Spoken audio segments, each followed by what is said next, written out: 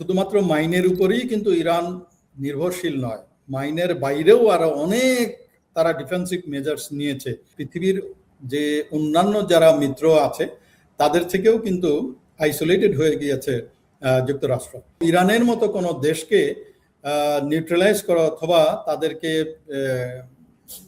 মানে নতজানু করা, it is near to impossible. মনে রাখতে হবে ইরানের গ্রাউন্ড ট্রুপস আনটাচড এখনো। কিন্তু আপনি শুধুমাত্র পাকিস্তান টকের মাধ্যমে, ইসলামাবাদ টকের মাধ্যমে যে সমাধান হবে এইটার নিশ্চয়তা অথবা ডিউরেবিলিটি বা সাস্টেইনেবিলিটি কত দূর হবে এটা নিয়ে কিন্তু অনেকে সন্দেহ পোষণ করবে।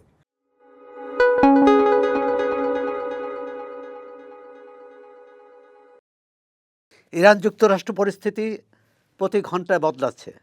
কখনো মনে হয় আলোচনার সন্নিকটে, কখনো মনে হয় আলোচনা হবে না, আবার যুদ্ধের জন্য প্রস্তুতি নিতে হবে। এরই মধ্যে ওয়াশিংটনের হিলটন হোটেলে ট্রাম্পের নৈশভোজে সন্ত্রাসী হামলা হয়েছে। যদিও ট্রাম্প বলেছেন এই হামলার সঙ্গে ইরান যুদ্ধের কোনো সম্পর্ক নেই, তবে এই মুহূর্তে এই রহস্যজনক হামলা, এর পিছনে কী কারণ, এসব নিয়ে আন্তর্জাতিক সংবাদ মাধ্যমে আলোচনা হচ্ছে, নিরাপত্তা বিশ্লেষকরা কথা বলছেন। এই প্রেক্ষাপটে আমরা কথা বলবো নিরাপত্তা বিশ্লেষক ও Osmani centre for peace and security স্টাডিজের ভাইস চেয়ারম্যান মেজর জেনারেল অবসরপ্রাপ্ত নাঈম আশফাক চৌধুরীর সঙ্গে। নাঈম আশফাক চৌধুরী, আপনাকে স্বাগত। Thank you for having me. যুদ্ধক্ষেত্রে যাই হোক না কেন, কূটনৈতিকভাবে ইরানকে এগিয়ে গেল, পিছিয়ে গেল যুক্তরাষ্ট্র? সার্বিকভাবে আসলে এই বিষয়টাকে বিশ্লেষণ করা উচিত। এটা from historical perspective, from diplomatic perspective, from security perspective, সকল দিক বিশ্লেষণ করলে তখন আসলে বোঝা যাবে কে কোথায় অবস্থান করছে। এই যুদ্ধের পূর্বে মধ্যপ্রাচ্যের যে অবস্থা আমরা জানি যে সেখানে একটা সম্পূর্ণভাবে দুটো গ্রুপে বিভাজিত ছিল। একটা গ্রুপ হলো ইউএস লেড, ইসরায়েল এবং ইউএস লেড। সেখানে 6টি জিসিসি কান্ট্রি তাদের সাথে প্রত্যক্ষ বা পরোক্ষভাবে ছিল, এবং তার বিপরীতে একমাত্র ইরানই তাদের বিপরীতে কাজ করছিল অথবা চলমান ছিল। ইরানকে 1979 সাল থেকে শুরু করে এই পর্যন্ত এমন কোনো বিষয় নাই বা সেক্টর নাই যে সেক্টরের মাধ্যমে তাকে যুক্তরাষ্ট্র এবং ইসরায়েল তাকে কন্ট্রোল করার চেষ্টা করেছিল। এবং এই যে নিয়ন্ত্রণ করার চেষ্টা করেছিল অথবা তার আঘাত আনার চেষ্টা করেছিল, এইটার ফলশ্রুতিতে দুটো জিনিস হয়েছে। এক হলো ইরান স্বাবলম্বী হওয়ার চেষ্টা করেছে মিলিটারিলি, এবং ইকোনমিক্যালি চেষ্টা করেছিল যে সে স্বাবলম্বী হতে। আর 2 নম্বর হলো তার যে ইকোনমিক অবস্থা যেটা আছে, ইকোনমিক অবস্থাটা পর্যবসিত একদম ভয়াবহ অবস্থায় চলে গিয়েছে। এর মধ্যে তাকে আবার 8 বছরের একটা যুদ্ধও করতে হয়েছে ইরাকের সাথে। সেরকম একটা বাস্তবতায় যখন আমি বলছি যে স্বাবলম্বী হওয়ার চেষ্টা করেছে, তখন আমার কাছে যেটা মনে হচ্ছে বা অনেক নিরাপত্তা বিশ্লেষকের কাছে যেটা মনে হয়েছে, সে নিশ্চিতভাবে জানে যে কে তাদের শত্রু, এবং মানে ইরানের শত্রু, এবং তারা কি ভাবে তার উপরে আক্রমণ করতে পারে। এই যে একটা অ্যানালাইসিস, এই অ্যানালাইসিসটা তারা বিগত 1979 থেকে শুরু করে এই পর্যন্ত তারা করে এসছে। এবং করে যেটা তারা যে স্ট্র্যাটেজি তারা নিয়েছে যে টিট ফর ট্যাট, এটা নয়। অর্থাৎ আমি শিপের এগেনস্টে একটা শিপ করব, মিসাইলের এগেনস্টে একটা মিসাইল করব, অথবা একটা এয়ারক্রাফট ক্যারিয়ার আছে তারা তৈরি করেছে, সুতরাং আমাকেও এয়ারক্রাফট ক্যারিয়ার তৈরি করতে হবে। এই ইরান কিন্তু এই রাস্তায় হাঁটেনি, বরং হেঁটেছে যে যারা তার শত্রু আছে তাদের ভালনারেবিলিটিটা কোথায় আছে। সো যে জায়গাতে তাদের দুর্বলতা, সেই জায়গাতে সে তার শক্তি যেটা আছে শক্তিটাকে সে বৃদ্ধি করেছে। সো দুর্বলতাটা যেটা বেসিক্যালি দুটো জায়গায় তারা বের করেছে, একটা হলো স্ট্রেইট অফ হরমুজ। আমরা যেটা বুঝতে পারছি যে স্ট্রেইট অফ হরমুজকে যদি আমি নিয়ন্ত্রণ করতে পারি, এইটা যে চোকিং যে এফেক্ট হবে, এইটা শুধুমাত্র জিসিসি কান্ট্রি, ইসরায়েল এবং ইউএসএ নয়, সমস্ত পৃথিবী এইটার উপরে এফেক্টেড হবে এবং তখন একটা নেগেটিভ ইম্প্যাক্ট তৈরি হবে এগেনস্ট ইউএসএ অ্যান্ড ইসরায়েল। 2 নম্বর আরেকটা জিনিস সেটা বের করেছে, যেটা more of military in nature. সেটা হলো যে ইউএস এর যে এয়ারক্রাফট ক্যারিয়ার আছে অথবা সাবমেরিন আছে অথবা নৌ, তাদের যে শক্তি আছে, এই নৌ শক্তিগুলো কি তারা স্ট্রেইট অফ হরমুজে নিয়ে আসতে পারবে কিনা। হয়তোবা সবগুলো পারবে না, লাইট এয়ারক্রাফট ক্যারিয়ার এটা হয়তোবা আনতে পারবে না, কিন্তু বাকি যেগুলো যে নৌযানগুলো আছে এগুলো যদি তারা আনে, তাহলে কি ধরনের ডিফেন্সিভ ক্যাপাবিলিটি আমাদের অর্জন করতে হবে, সেই ডিফেন্সিভ ক্যাপাবিলিটিগুলো তারা কিন্তু অর্জন করেছে। কিরকম? এই যে যেমন মস্কিউটো বলে, মস্কিউটো এক ধরনের স্ট্র্যাটেজি আছে, ছোট ছোট বোট, হাই স্পিড বোট ঝাঁকে ঝাঁকে যাবে এবং এদেরকে ডিটেক্ট করে সেই অনুযায়ী অ্যাকুরেট আপনাকে ধ্বংস করার জন্য যে মিসাইল মারবে, it is near to impossible. তারা করেছে আন্ডার সারফেস, তারা ইউএভি যেরকম ইউএসভি বলে আর কি, আন্ডার সারফেস ভেহিকল, অর্থাৎ সমুদ্রের নিচ দিক দিয়ে যে এরা আনমেন্ড এই ভেহিকলটা যে জাহাজে অ্যাটাক করবে, তারা টানেল সৃষ্টি করে সেই টানেল থেকে মিসাইল তারা মারবে। সেরকম যে দ্বীপগুলো আছে আইসোলেটেড ইন স্ট্রেইট অফ হরমুজে, সেই দ্বীপগুলোকে তারা ইকুইপ করেছে এমনভাবে যে ইট ইজ নট পসিবল যে আপনার তাদের বিপরীতে কোনো জিনিস নিয়ে আসা। হ্যান্ডহেল্ড মিসাইল নিয়েছে। সো সার্বিকভাবে তারা ডিফেন্সটাকে এমনভাবে সাজিয়েছে, আপনি পৃথিবীর যত বড় শক্তিশালী নৌবহর নিয়ে আসেন না কেন, it is almost near to impossible. তার ছাড়া মাইন তারা এবং ইম্প্রোভাইজড মাইন তারা এখানে নিয়ে এসছে। সো এটা একটা যেমন স্ট্র্যাটেজি তারা নিয়েছে। আরও এবং একজন নিরাপত্তা বিশ্লেষক বলেছেন যে এটা মার্কিন নিরাপত্তা বিশ্লেষক যে মানে খুব কম সময়ে এটা সরাতে পারবে না, যে হরমুজ প্রণালীতে যে মাইন আছে তা সরাতে অন্তত 6 মাস 1 বছর সময় লাগবে। অ্যাবসলিউটলি, মানে শুধুমাত্র মাইনের উপরেই কিন্তু ইরান নির্ভরশীল নয়, মাইনের বাইরেও আরো অনেক তারা ডিফেন্সিভ মেজার্স নিয়েছে, যে ডিফেন্সিভ মেজার্সগুলো এমনভাবে তৈরি করা যেটার ইউএসএ কেন অন্য যে কোনো দেশও যদি আসে, it will be very difficult, ক্ষয়ক্ষতির পরিমাণ অনেক বেশি হবে।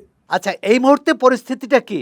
হরমুজ প্রণালী তো মোটামুটি আমরা খবর পাই, কিন্তু ইরানের যে বন্দরগুলোর চারপাশে যে অবরোধ দিয়েছে যুক্তরাষ্ট্র, সেটি কি কার্যকর হচ্ছে, বা কার্যকর হলে ইরান কতটা বিপদে আছে? আবার হরমুজ প্রণালী উপর ইরানের নিয়ন্ত্রণের কারণে যুক্তরাষ্ট্র বা অন্যান্য আমদানিকারক দেশগুলো কতটা বিপদে আছে? জি, এটা কিন্তু দুজনেই দুজনকে ক্ষতি করছে, অর্থাৎ দুজনেই বুঝেছে যে হরমুজ প্রণালী is one of the main choke point, যেটা দুজনকেই ক্ষতি করবে। যদি ইউএসএ যে অবরোধ দিয়েছে, তাদের মেইন উদ্দেশ্যই হলো ইরানের অর্থনৈতিক যে অবস্থা আছে, যেটা তাদের তেল রপ্তানি হলো মেইন আর্নিং, এইটাকে যদি বন্ধ করা যায় তাহলে তারা এক ধরনের জয়লাভ করবে। সো তাদের অবরোধের মূল টার্গেটই হলো ইরানের এগেনস্টে, এবং সেটাতে তারা কিছু ক্ষেত্রে হলেও সাকসেসফুল হয়েছে। কিন্তু অ্যাট দ্য সেম টাইম এইটা যেহেতু বন্ধ হয়েছে, ইরানও বন্ধ করেছে, ইউএসএ অবরোধ দিয়েছে, তাতে করে শুধুমাত্র জিসিসি কান্ট্রি না, সমস্ত আমাদের মতো দেশ, বিশেষ করে দরিদ্র দেশগুলোও কিন্তু এফেক্টেড হয়েছে। সো দুজনেই দুজনকে ওয়েপেনাইজ করেছে স্ট্রেইট অফ হরমুজকে, এবং দুজনেরই ক্ষতি হচ্ছে। মানে এখন ইসলামাবাদে প্রথম দফা বৈঠক তো সফল হলো না, কিন্তু একটা প্রথম 15 দিনের যুদ্ধবিরতি ছিল, পরবর্তীকালে যুদ্ধবিরতি ডোনাল্ড ট্রাম্প বাড়িয়ে দেন। দ্বিতীয় দফা আলোচনার প্রস্তুতি চলছে। ইরানের পররাষ্ট্রমন্ত্রী ইসলামাবাদে একবার এসে দেখা করে পাকিস্তানি কর্মকর্তাদের সাথে বৈঠক করেছেন, প্রস্তাব দিয়েছেন। আবার তিনি দ্বিতীয়বার এসেছেন, এর মধ্যে তিনি মস্কো সফর করেছেন, পুতিনের সঙ্গে দেখা করার কথা এবং ওমানও সফর করেছেন, কেননা হরমুজ প্রণালীর অপর অংশে ওমান। সুতরাং সেখানে কোনো প্রতিরক্ষা, কোনো সুরক্ষা কর্মসূচি নিতে হলে ওমানেরও সমর্থন দরকার। এই যে সর্বশেষ আপনার বিশ্লেষণে যে আলোচনার দিকে এগোচ্ছে, দুই পক্ষই কিছুটা নমনীয়তা দেখাচ্ছে, না এটি মানে অনিশ্চিত পথে যাচ্ছে? জি, একটা জিনিস কিন্তু সত্য, আমেরিকা যেমন চায়, যুক্তরাষ্ট্র যেমন চায় যে এটার একটা সমাধান, কারণ বিভিন্নভাবে যুক্তরাষ্ট্রের ক্ষতি হচ্ছে। এক, ইন্টারনালি আপনি জানেন যে মিড টার্ম ইলেকশন আছে নভেম্বরে, সেই কারণে যে কিছুদিন আগে দেখলাম যে পপুলারিটি হলো নেমে এসছে 33%, হুইচ ইজ রিয়েলি ডেঞ্জারাস। মানে ইতিহাসের one of the lowest popularity এসছে 33%। সো ইন্টারনালি অনেক ধরনের কমোশন যুক্তরাষ্ট্রে যেমন হচ্ছে। দুই নম্বর হলো যে আইসোলেশন, মানে পৃথিবীর যে অন্যান্য যারা মিত্র আছে তাদের থেকেও কিন্তু আইসোলেটেড হয়ে গিয়েছে যুক্তরাষ্ট্র। নেটোর উপরে যে নেটো যে একটা ভঙ্গুর অবস্থায় চলে যাচ্ছে, সেটাও কিন্তু এই ইরান যুদ্ধের কারণে। নেক্সট সবচেয়ে বড় ডেঞ্জারাস যে অবস্থা যুক্তরাষ্ট্রের, সেটা হলো যে পেট্রো ডলারের উপরে এক ধরনের হুমকি। আমেরিকার যদি দুটো আপনি বলেন যে সেন্টার অফ গ্র্যাভিটি কি অথবা মেইন শক্তি কি, তার মধ্যে একটা হলো মিলিটারি পাওয়ার, আর আরেকটা হলো তাদের অর্থনৈতিক বা মেইনলি পেট্রো ডলারের যে ক্ষমতা, এই ক্ষমতা দুটোর মধ্য দিয়েই কিন্তু সমস্ত পৃথিবীকে কন্ট্রোল করে ইউএসএ, অথবা তার যে ইনফ্লুয়েন্স, স্পেয়ার অফ ইনফ্লুয়েন্স যেটা আছে, সেই স্পেয়ার অফ ইনফ্লুয়েন্সটাকে, সেই আধিপত্যটাকে বিস্তার করছে এইভাবে। সো এই পেট্রো ডলারও কিন্তু থ্রেটেন্ড। এইটার সাথে যদি আরও ছোট ছোট অনেক জিনিস আছে, যেমন তার যে ডমিনেন্স অথবা তার যে গ্রিপ ছিল অন মিডল ইস্ট, এটাও কিন্তু একটা ভঙ্গুর অবস্থায় চলে গিয়েছে। GCC country will think twice যে এইটা আমরা কি ইউএসএর ছায়াতলে থাকবো কি থাকবো না। তার সাথে আপনি বিভিন্ন ধরনের মেরুকরণেরও আমরা সবাই জানি যে মেরুকরণও শুরু হয়ে গিয়েছে সৌদি আরব পাকিস্তানের সাথে। ওদিকে টার্কি, সৌদি আরব, পাকিস্তান মিলে আরেকটা মেরুকরণ করার চেষ্টা করছে।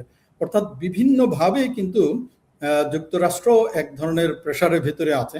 অন দ্য আদার হ্যান্ড, ইসরায়েলের তরফ থেকেও কিন্তু যে প্রেশার আছে যে তাদের ultimate objective is to destroy Iran, সেই অবজেক্টিভ কিন্তু এখনো ফুলফিল হয় নাই। নর যে নর্থে, ইসরায়েলের নর্থে যে থ্রেট তারা হিজবুল্লাহ থেকে তারা পাচ্ছিল, এইটাও কিন্তু কমে নাই। এদিকে হুতি আছে সাউথে, সেটাও কমে নাই।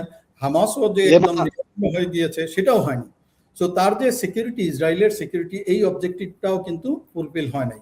সো ইসরায়েলও এক ধরনের প্রেশার ক্রিয়েট করছে অন ইউএসএ টু কন্টিনিউ এবং ইরানকে যেন নিশ্চিহ্ন করা যায় সেটা। যার কারণে যে প্রথম যে আলোচনা যেটা হয়েছিল, সেই সময় ইসরায়েল, যতটুকু শুনেছি, যে ইসরায়েল চেষ্টা করেছিল যে হিজবুল্লাহর বিষয়গুলো এই আলোচনার মধ্যে নিয়ে আসা, পাকিস্তানে ইসলামাবাদের টক যেটা হচ্ছিল সেটার মধ্যে, যেটা ইউএসএ রাজি হয়নি বলে আলাদাভাবে লেবাননের সাথে তারা ওয়াশিংটনে বসেছে।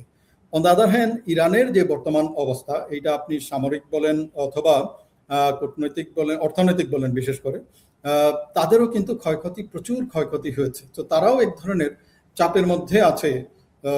যদিও মৌখিকভাবে আমরা বলছি পৃথিবীর সমস্ত মানুষ যাদের সামান্যতম বিবেক আছে, বিবেক বুদ্ধি আছে, তারা সবাই সাপোর্ট করছে ইরানের এগেনস্টে যে অ্যাট্রোসিটিস যেটা চালিয়েছে, এটা অযৌক্তিক অ্যাট্রোসিটিস, ইনক্লুডিং আপনার জাতিসংঘ। সো আমার ধারণা দুই পক্ষেরই এক ধরনের আর্জ, চাপ তারা ফিল করছেন, এবং এটাতে যে পক্ষই হারবে সেই পক্ষের জন্য একদম লং টার্ম উইন করা উইল বি ডিফিকাল্ট।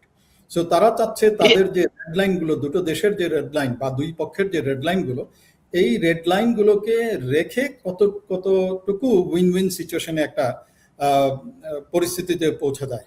যেমন সেক্ষেত্রে দুই দেশের যে সর্বশেষ প্রস্তাব, বিশেষ করে ইরানের 3 দফা প্রস্তাব, আর এটা কতটা তারা মানাতে পারবে, কতটা পারবে না, বা না পারলে কি হবে?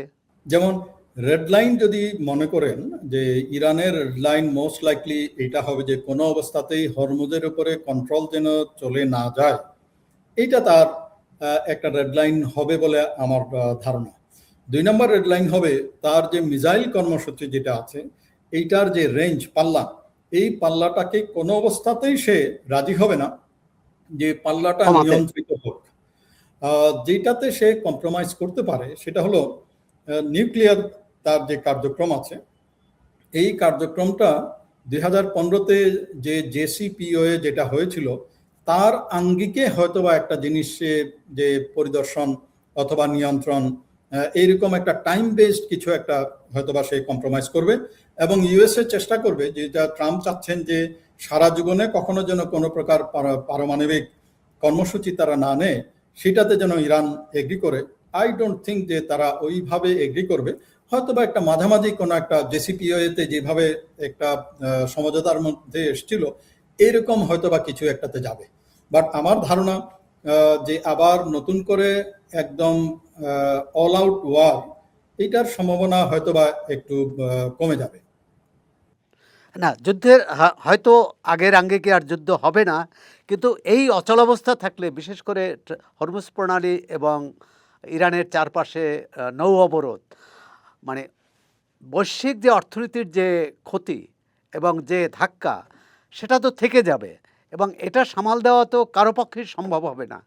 বিশেষ করে আমাদের মতো উন্নয়নশীল দেশ এবং বিশেষ করে জ্বালানি আমদানি নির্ভর দেশ, সেক্ষেত্রে যুক্তরাষ্ট্রের উপর চাপ বেড়েছে। কিন্তু এমন একটা যে তাদের মূল যে কথা, সেটা হলো যে পারমাণবিক কর্মসূচি থেকে সরে আসা। আর তার চেয়েও আরও একটি তারা শর্ত জুড়ে দিয়েছে, সেটা হচ্ছে যে তার কাছে যে সমৃদ্ধ ইউরেনিয়াম আছে সেটি যুক্তরাষ্ট্রের কাছে ফেরত দিতে হবে, হস্তান্তর করা। তো এটি তো কোনো মানে যুক্তরাষ্ট্রে মানে ইরানের পক্ষে এটা সম্ভব না। তাহলে সমাধানটা কোন পথে আসতে পারে? মানে উভয় পক্ষ ছাড় দেয়া? উভয় পক্ষ অবশ্যই ছাড় দিতে হবে, কারণ এই রিয়েলাইজেশনটা আমার ধারণা ইউএসএ এবং ইসরায়েলের হয়েছে। তাদের যে অ্যাসেসমেন্ট যেটা ছিল, স্ট্র্যাটেজিক অ্যাসেসমেন্ট বলেন অথবা মিলিটারি অ্যাসেসমেন্ট বলেন, এইটা সম্পূর্ণ ভুল ছিল। এবং তাদের আইডেন্টিফিকেশন অফ সেন্টার যুক্তরাষ্ট্র এবং ইসরায়েলের এই অ্যাসেসমেন্টটা ভুল ছিল, সম্পূর্ণ ভুল। এবং তার খেসারত তারা দিয়েছে with the lot of losses. Strategic loss হয়েছে, তাদের মিলিটারি লস হয়েছে, এসেটের লস হয়েছে, হিউম্যান যারা হতাহত হয়েছেন তাদের লস হয়েছে, বিভিন্নভাবে তাদের কিন্তু এই ক্ষতিটা হয়েছে। এবং একটা জিনিস মনে রাখতে হবে যে আপনি পৃথিবীর সমস্ত শক্তি দিয়ে যদি শুধুমাত্র এয়ার ক্যাম্পেইন করেন, এবং স্ট্যান্ড অফ ডিস্টেন্স থেকে এয়ার ক্যাম্পেইন, কিন্তু এই এয়ার ক্যাম্পেইন করে এইরকম ইরানের মতো কোনো দেশকে নিউট্রালাইজ করা অথবা তাদেরকে মানে নতজানু করা, it is near to impossible. Unless মানে আপনার গ্রাউন্ড ট্রুপস যদি আপনি ডিপ্লয় না করেন, তাহলে পরাজিত করা অসম্ভব, ইম্পসিবল, হবেই না। এটা মনে রাখতে হবে, ইরানের গ্রাউন্ড ট্রুপস আনটাচড এখনো কিন্তু। সো তাদের যে গ্রাউন্ড ট্রুপস আছে এটা কিন্তু রয়ে গেছে। তো আপনি যে জয়লাভ করে ফেলবেন তার এগেনস্টে militarily, it is near to impossible. ক্ষতি যেটা হচ্ছে, নট অনলি ইরানের ক্ষতি হচ্ছে, জিসিসি কান্ট্রির ক্ষতি হচ্ছে, এবং সবচেয়ে বেশি এফেক্টেড আমাদের মতো দেশ, তৃতীয় বিশ্বের দেশ, তারা কিন্তু সবচেয়ে বেশি ক্ষতিগ্রস্ত এখন হচ্ছে। এবং এটার যে লং টার্ম এফেক্ট, লাইক ফার্টিলাইজারের, আপনি জানেন যে ফার্টিলাইজারের যে ইম্প্যাক্টটা, এটা আসতে একটু সময় লাগবে। ফুডের উপরে, চাষাবাদের উপরে, এগ্রিকালচারের উপরে যে ইম্প্যাক্টটা হবে, এটা আসতে কিছুটা সময় লাগবে। ইভেন এলএনজি আসছে না, সেটা আবার আমাদের, যেমন আমাদের দেশেও একই রকম হচ্ছে। যে আজকে দেখলাম যে কোল বেসড যে বিদ্যুৎ উৎপাদন, সেটা গ্যাসের থেকে বেশি। যেটা আগে ছিল 43%, আপনার আমাদের বাংলাদেশের 43% হলো গ্যাস বেসড বিদ্যুৎ উৎপাদন, আর 17 বা 18% ছিল কোল বেসড। সেটা এখন গ্যাস বেজের উপরে চলে গিয়েছে। সো এই ইম্প্যাক্টটা যেটা আছে, এটা তৃতীয় বিশ্বে আমাদের মতো দেশ এইটার এফেক্টেড হবে, হচ্ছে, এবং এটার লং টার্ম এফেক্ট কিন্তু মারাত্মক হচ্ছে। আপনি এটাও জানেন যে ইউকে এবং ফ্রান্সের তাদের এক ধরনের ইনিশিয়েটিভ নিয়েছে, তারা 40টা দেশ, এটা বোধহয় 50 ক্রসও করে গিয়েছে। তারা ডিপ্লোম্যাটিক্যালি তারা চাচ্ছে যে এটার একটা সমাধান। আমরা ওইটাকেও একটা জিনিস হয়তোবা একটু রে অফ হোপ হিসাবে দেখতে পারি। কিন্তু ব্যক্তিগতভাবে আমার কাছে যেটা মনে হয়, সকল কিছুই একটা রুল বেসড ইন্টারন্যাশনাল অর্ডার যদি আমরা আজকে ফলো না করি, তাহলে এইটার যে ইম্প্যাক্ট, এটা লং টার্ম ইম্প্যাক্ট হবে। So rule based international order যদি আপনাকে মানতে হয়, তাহলে it is the best way is to go through United Nations. So আবার এটাকে যদি ইউনাইটেড নেশনসের মাধ্যমে একটা রিজলভ যদি করা যায়, তাহলে এটার লং টার্ম একটা ইম্প্যাক্ট হবে। আর না হলে আপনি শুধুমাত্র পাকিস্তান টকের মাধ্যমে, ইসলামাবাদ টকের মাধ্যমে যে সমাধান হবে, এইটার নিশ্চয়তা অথবা ডিউরেবিলিটি বা সাস্টেইনেবিলিটি কতদূর হবে, এটা নিয়ে কিন্তু অনেকে সন্দেহ পোষণ করবে। হ্যাঁ, ইরানের তো একটা বড় উদ্বেগ যে ভবিষ্যতে তার উপর আক্রমণ হবে না, এই নিশ্চয়তাটা চাচ্ছে তারা, এবং সেটা যে কোনো সময় ভাঙতে পারে এই চুক্তি বা এই শর্ত যুক্তরাষ্ট্র। অতীতেও ভেঙেছে। আমরা তো গত বছর জুনে হামলার পরে তো আলোচনা চলছিল, উভয়, এবং আলোচনা চলার মধ্যেই যুক্তরাষ্ট্র আবার হামলা চালানো। তো সুতরাং ইরানের পক্ষ থেকে তো এই দাবিটা অনেক বেশি যৌক্তিক যে যে ক্ষতি হয়েছে সেটি পূরণ করার দাবি করেছে তারা। বিশেষ করে তারা যে যুক্তরাষ্ট্র এবং অন্যান্য দেশে যে ইরানের যে সম্পদ আছে, যেটা জব্দ করা হয়েছে, সেটা ফেরত চাওয়া এবং ভবিষ্যতে হামলা হবে না। ইউরেনিয়ামের পাশাপাশি এই দুটো দাবিও কিন্তু তারা সামনে এসেছে, যেটা যৌক্তিক বলেই মনে করি। আপনি কি মনে করেন? অ্যাবসলিউটলি যৌক্তিক। আপনার যে সম্পদগুলো তারা রেখেছে, তাদেরকে জব্দ করা হয়েছে, সো এইটার সাথে আপনি একটা ইকোনমিকে ওয়েপনাইজ করে ফেললেন। সো আপনার পেট্রোডলারে হলো আপনার সকল তেল কিনতে হবে ডলারের মাধ্যমে, কিন্তু আপনি একটা দেশকে পছন্দ করেন না, তার যে ডলারের যেটা সে ট্রেজারি বন্ড কিনে রেখেছিল, সেটাকে আপনি জব্দ করে ফেললেন। লাইক রাশিয়ার অনেক ডলার কিন্তু জব্দ করা আছে। সো এইটা এই ওয়েপনাইজেশন অফ ইকোনমি অথবা ওয়েপনাইজেশন, অন্য কোনো বিষয়টাকে আপনি এটাকে যুদ্ধের মাঠে নিয়ে আসলেন, ওয়েপনাইজ করলেন, তাতে করে অন্যান্য যারা আছে তারা কিন্তু শঙ্কিত হবে যে আমি কি এই ডলারে আবার ব্যবসা, স্পেশালি এনার্জি সেক্টরে আমি ডলারে করব কিনা। সেই বিবেচনা কিন্তু আবার নতুন করে, আপনি জানেন যে ব্রিক্স তারা চেয়েছিল ডলারাইজেশন। এই ডলারাইজেশনের যে গতিটা, এটা কিন্তু আবার নতুন করে আসার সম্ভাবনা রয়েছে। আমরা যতটুকু শুনেছি, চীনে যে তেলগুলো যাচ্ছে, এটা ইউএনএ ট্রেড হচ্ছে, এরকম একটা বিষয় আমরা শুনেছি। সো এটা যদি স্টার্ট হয়, this is a dangerous signal for USA. অতীতে যে কোনো যুদ্ধ বা মার্কিন অভিযানে, সেটা ন্যায় যুদ্ধ হোক, অন্যায় যুদ্ধ হোক, ইউরোপের একসময় ইউরোপের সমর্থন পেত তারা। ইরাক যুদ্ধে দেখেছি আমরা, অন্যান্য যুদ্ধে দেখেছি। কিন্তু এবারে ইউরোপ কিন্তু সমর্থন দেয়নি, বরং ন্যাটোর প্রতি তো ডোনাল্ড ট্রাম্প ভয়াবহভাবে ক্ষোভ প্রকাশ করেছেন। ভবিষ্যতে মানে বিশ্ব ব্যবস্থাটা ইউরোপ এবং ন্যাটোর যুক্তরাষ্ট্রের সম্পর্কটা কোন দিকে যাবে বলে মনে করেন? এইটাতে অনেকগুলো থিওরি আছে, অনেকে ব্যাখ্যা করছেন এক একজন এক একভাবে। কিন্তু আপনার নিশ্চয়ই মনে আছে, কিছুদিন আগে ট্যারিফ ওয়ার হলো সমস্ত বিশ্বের, অলমোস্ট সবগুলো দেশের সাথে, ইনক্লুডিং আস, আমাদের সাথেও হলো। এবং এই ট্যারিফ ইম্পোজিশনের মাধ্যমে যে কাজটা হয়েছে, সেটা হলো এক ধরনের অ্যান্টাগনাইজেশন হয়েছে। অর্থাৎ আপনার যে মিত্র আছে তার উপরেও আপনি এটা ব্যবহার করছেন, যারা মিত্র নয়, নিউট্রাল, তার উপরেও করছেন, আর যে শত্রু আছে তার উপরেও তো করছেন। ফলে এক ধরনের বিভাজন বলি অথবা অসন্তুষ্টি বলি, যে মিত্র যারা আছে তাদের মধ্যে আমরা লক্ষ্য করেছি, তাদেরকেও খেপিয়ে দেওয়া, তাদেরকেও ক্ষুব্ধ করা। মানে ডোনাল্ড ট্রাম্প তার শুরু থেকেই তার বিভিন্ন কর্মসূচি, পদক্ষেপের মাধ্যমে তার যারা বিরোধী আছে তো আছেই, কিন্তু যারা মিত্র, বন্ধু, তাদেরকেও সে দূরে ঠেলে দিয়েছে। যে কারণে আজকে দেখলাম যে ইউরোপের দেশগুলো, বিশেষ করে জার্মানি, যুক্তরাজ্য বা ফ্রান্স, তারা সমর্থন করেনি। এবং স্পেন তো বলেছে তারা বেরিয়ে যাবে। জি। তারপরে দেখেন যারা নিউট্রাল ছিল অথবা সাধারণ জনগণ, পৃথিবীর সাধারণ জনগণ, তারা কি মাদুরোকে একটা দেশের নির্বাচিত প্রেসিডেন্ট তাকে আপনি তুলে নিয়ে চলে আসলেন, এটাকে কি সমর্থন করবে? এতে কি জনসমর্থন অথবা আমেরিকার প্রতি যে সমর্থন এটা কি বাড়বে না কমবে? শুধুমাত্র তা না, এটা তো আপনি এটাও করেছেন যে গ্রিনল্যান্ড আরেকটি দেশের একটা অংশ, সেই দেশকে, সেই গ্রিনল্যান্ডকে আপনি দখল করে ফেলছেন। দখল করে বলার যে হুমকি, এই হুমকিটা দিচ্ছেন। হুমকি তাতে করে দিয়েছেন। হ্যাঁ। হুমকি দিয়েছেন, জি। তাতে করে কি যে যারা মিত্র তারা কি শঙ্কিত বোধ করবে না? নিশ্চয়ই করবে। আপনি এই যে যুদ্ধটা শুরু করেছেন, এই যুদ্ধ শুরু করার পূর্বে সবার সাথে কি আলাপ আলোচনা কি করেছেন? কারোর সাথেই আপনি করেন নাই। শুধু দুটো দেশ একসাথে আলোচনা করেছে, একটা হলো যুক্তরাষ্ট্র আর একটা হলো ইসরায়েল। এর বাইরে আর কোনো দেশের সাথে কোনো আলোচনা হয়নি। তো অনেকে অনেক ধরনের থিওরি বলার চেষ্টা করছে যে this is part of the big game.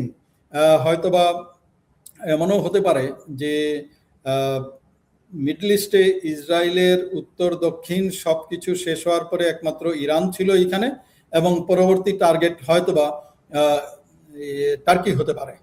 So turkey যদি হয় তাহলে টার্কি কিন্তু আবার নেটো কান্ট্রি। সো নেটো কান্ট্রির উপরে ইসরায়েল যদি আক্রমণ করতে হয় তাহলে এটা যুক্তরাষ্ট্রের পক্ষে এটাতে অংশগ্রহণ করা সম্ভব হবে না। সো নেটোকে যদি একটা মেলাইন করা যায়, অনেক দিন ধরে যদি মেলাইন করা যায় এবং এক সময় নেটোর থেকে যদি আমি বেরিয়ে আসতে পারি, তাহলে ইসরায়েল যদি আক্রমণ করে আপনার টার্কিতে, তখন আমি কিন্তু যুক্তরাষ্ট্র যে ওই যুদ্ধে অংশগ্রহণ করতে পারবো। যে বাইন্ডিংস বা অব্লিগেশন যেটা ছিল নেটোর মেম্বার হিসেবে, সেই অব্লিগেশন আর থাকবে না। এরকমও থিওরি অনেকে দেওয়ার চেষ্টা করছে, যেটা আমরা চাই না বিশ্বাস করতে, যে এরকম কোনো একটা জিনিস হোক যে জিনিসটার মাধ্যমে শুধুমাত্র লোকালাইজড এইটার ইম্প্যাক্ট থাকে না, প্রভাব থাকে না, সমস্ত পৃথিবীর সমস্ত মানবতা প্রত্যেকেই এটার জন্য এফেক্টেড হয়। We would like to hope for the best. আপনি স্থায়ী সমাধানের জন্য বা স্থায়ী শান্তির জন্য জাতিসংঘের ভূমিকার কথা বলছেন, জাতিসংঘকে যুক্ত করার কথা বলেছিলেন। কিন্তু জাতিসংঘ তো অনেক আগেই কাগজে বাগে পরিণত হয়েছে এবং তার তো কোনো শক্তি নেই, তার কথা কেউ শোনে না, আহ, ন্যায্য অবস্থান নিতে পারে না কোনো যুদ্ধের বিষয়ে। সেখানে কিভাবে জাতিসংঘ তার, আমরা যেভাবে যে ভূমিকা চাই সেটা পালন করবে? জি, এখানে দেখেন, আমি যে যুক্তিতে এই কথাটা বলেছি সেটা হলো, দুজনেই চায়, অর্থাৎ যুক্তরাষ্ট্র যেমন চায় একটা সম্মানজনকভাবে এই যুদ্ধ থেকে বেরিয়ে আসতে চাই, একই রকম ভাবে ইরানও চায় কিন্তু সম্মানজনকভাবে বেরিয়ে আসতে। এখন যখন আপনি শুধুমাত্র একটি দেশকে মধ্যস্থতার জন্য দিবেন, তখন তার পক্ষে এমন কোনো লেভারেজ নাই on both the countries or both the side, যে এই লেভারেজের কারণে দুটো পক্ষই রাজি হয়ে যাবে আপনার কথায়। It is very difficult. তাহলে কি অবস্থায় সবচেয়ে ভালো হতো, যে না, আমি ইউএন যেটা আন্তর্জাতিক একটা সংস্থা, সেই সংস্থার মাধ্যমে যদি একটা মধ্যস্থতায় আসতে পারি, তাহলে বলতে পারবো যে no, I have honour and dignity অথবা respect for international order. So এই ইন্টারন্যাশনাল রুলসের প্রতি আমি সম্মান জানিয়ে আমি এখান থেকে ফিরে আসছি। আমি ওই আশাবাদ থেকে বলতে চাচ্ছি যে দুই পক্ষের জন্যই সবচেয়ে ভালো হবে, ইয়েস, পাকিস্তান টক, ইসলামাবাদ টক যেটা হচ্ছে সেটা হয়তো বা সেটিং দ্য টোন হতে পারে, যে হ্যাঁ ঠিক আছে, মোটামুটি এই জায়গাতে আমরা আসছি। কিন্তু আপনি যদি সাস্টেইনেবিলিটির কথা চিন্তা করেন, অথবা একটা সম্মানজনক withdrawal by both the party যদি চিন্তা করেন, তাহলে আমি প্রস্তাব করব, বা আমার ধারণা, যে সবচেয়ে ভালো উত্তম পন্থা হবে দুই পক্ষের জন্যই, যে এটা ইউএনের মাধ্যমে এই সলিউশনটা আসার জন্য। নাইম আশফাক চৌধুরী, আমরা প্রায় শেষ দিকে এসেছি। শেষ একটি প্রশ্ন, সেটা হচ্ছে যে হিলটন হোটেলে যে সন্ত্রাসী হামলা হলো ডোনাল্ড ট্রাম্পের নৈশভোজে, সাংবাদিকদের সম্মানেই সেই নৈশভোজটা দেওয়া হয়েছিল। আর সেখানে এই সন্ত্রাসী হামলা নিয়ে নানা রকম জল্পনা, এমনকি অনেকে এটাও সন্দেহ করছে যে এটি ডোনাল্ড ট্রাম্পের সাজানো কিনা। আপনি কি মনে করেন নিরাপত্তা বিশ্লেষক হিসাবে? যে থিওরি দুটোই আছে, অর্থাৎ কেউ কেউ বলছেন যে এটা একটা স্টেজড কেন, তাদের যুক্তি, দুই তিনটা যুক্তি তারা দিচ্ছেন। এক নম্বর যুক্তি তারা যেটা দিচ্ছেন যে সামনে মিড টার্ম ইলেকশন আছে এবং কিছুক্ষণ আগে যে কথাটা বললাম যে জনপ্রিয়তাটা 33% অথবা তার নিচে নেমে গিয়েছে, which is a dangerous signal for the Republican. একই রকম ইনসিডেন্ট কিন্তু পেনসিলভেনিয়ায় হয়েছিল 2024-এর ইলেকশনের আগে, যেখানে কানের পাশ দিয়ে গুলিটা চলে গিয়েছিল ট্রাম্পের। সো ফলে রাতারাতি কিন্তু ওনার জনপ্রিয়তাটা কিন্তু বেশ বেড়ে গিয়েছিল ওই ইনসিডেন্টটার পরে। সো একই রকম কিনা এইটা তারা বলার চেষ্টা করছেন। নাম্বার 2 বলার চেষ্টা করছেন যে এইটা ছিল হোয়াইট হাউস করেসপন্ডেন্টদের একটা ডিনার ছিল এবং এই ডিনারে যারা সাংবাদিক খুব ভালো করেছেন তাদেরকে পুরস্কৃত করার এক ধরনের ইয়ে ছিল, প্ল্যান মানে কি এটা প্রোগ্রামেই ছিল। এবং ওয়ান অফ দ্য জার্নালিস্ট যিনি ইনভেস্টিগেটিভ একটা জার্নালিজম করেছিলেন অন এপস্টিন ফাইল, তো তাকেও কিন্তু এইখানে পুরস্কৃত করার কথা ছিল আর কি। সো যারা ওই থিওরি দিচ্ছেন অথবা তারা মতবাদ দিচ্ছেন যে এটা স্টেজ, তারা মনে করেন যে এটাকে বন্ধ করার জন্য এটা একটা স্টেজ হইতে পারে। অনেকে আবার ওই পক্ষই আবার বলতে চাচ্ছেন যে দুটো সিকিউরিটি চেকপোস্ট পার হয়ে এমন একটা হোটেল, যে হোটেলে কিন্তু খেয়াল রাখবেন যে 1982-তে রোনাল্ড রিগানকে কিন্তু ওই সেম হোটেলে গুলি করা হয়েছিল 1982 সালে। তো দুইটা সিকিউরিটি চেকপোস্ট পার হয়ে সে এসছে একটা বড় ব্যাগের ভিতরে লম্বা ওয়েপন নিয়ে এসছে, কিভাবে আসলো এটা, এবং যেখান থেকে উনি দৌড় দিয়ে চলে গেলেন সামনের দিকে, পরে যারা সিকিউরিটি ফোর্সেস তারা ধরলেন। কেউ কেউ প্রশ্ন করছেন তাইলে ফায়ারটা করলো কে? উনি ব্যাগ থেকে কখন ওয়েপনটা বের করলেন, কখন ফায়ার করলেন, অথবা তাকে যে এপ্রিহেনশন করা হলো, অন্যান্য ক্ষেত্রে দেখা যায় যে তাকে গুলি করে, মানে যিনি অস্ত্র নিয়ে যান তাকে সাধারণত গুলি করে মেরে ফেলে, এটাই কমন এবং নর্মাল ইয়ে ছিল। আর এইটা ছিল high voltage very very secured একটা জায়গা, যেখানে president, vice president, first lady থেকে শুরু করে ক্যাবিনেট মেম্বার্স, অনেকে হাই প্রোফাইল লোকজন এখানে ছিল। সেইখানে তাকে কেন ধরা হলো? তো এইরকম অনেক থিওরি অনেকে দিচ্ছেন, যে কেউ বলছেন এটা স্টেজ, আর কেউ বলছেন যে না। তবে ফ্যাক্ট হলো এটা, যেই জায়গাতে প্রেসিডেন্ট ছিলেন তার থেকে অ্যারাউন্ড 50 ইয়ার্স এওয়ে এবং অন্য রুমে একটা হল বা লাউঞ্জের মতো জায়গা, সেই জায়গাতে এই জিনিসটা হয়েছে। তো ওখান থেকে একটা গুলি করা, ডাইরেক্টলি প্রেসিডেন্টকে গুলি করা, ইট ওয়াজ নট পসিবল।